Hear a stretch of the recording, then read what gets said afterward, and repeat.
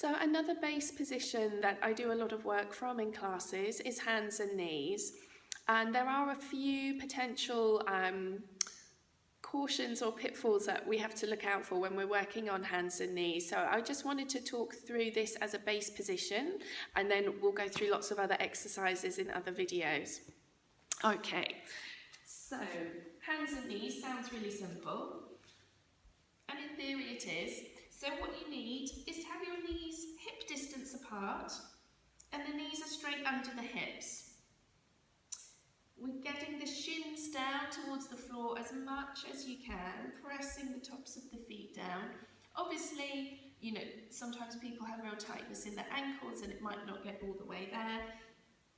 But the more you practice this, again, the more that will help those leg muscles to lengthen. Then you need to bring your wrists under your shoulders so your arms are vertical. And I just wanted to talk a little about your arms, because this is often where I notice there can be issues and potential strain. So whenever we take weight through the hands, you really need to spread the fingers really wide. So I'm spreading them as wide as I can onto the mat. And we keep all the knuckles down, so that helps take the weight of the upper body right through the whole hand and not just the wrists. And the other thing to be mindful of are our elbows.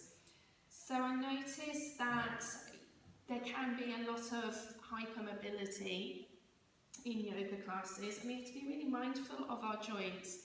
So if you look at your elbows, inside there are little dimples, and we want those to look at each other when we're on our hands and knees.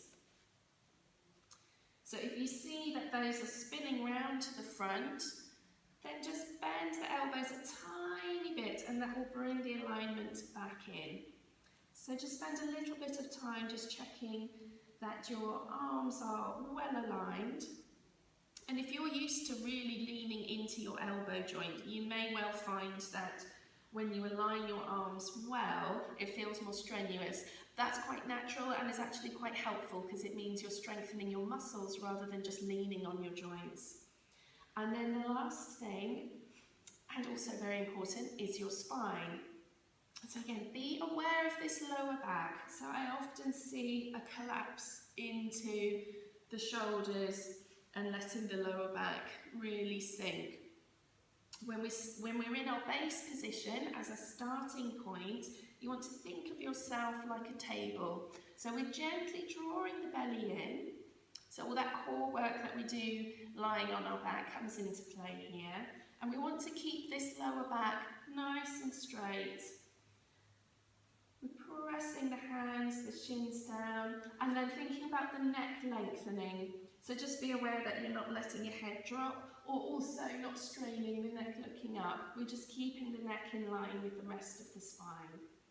So lots of points to think of there, but it's really worth getting your base position working really well for you, and then that means that the work that you do in other postures will be much more beneficial. Thank you.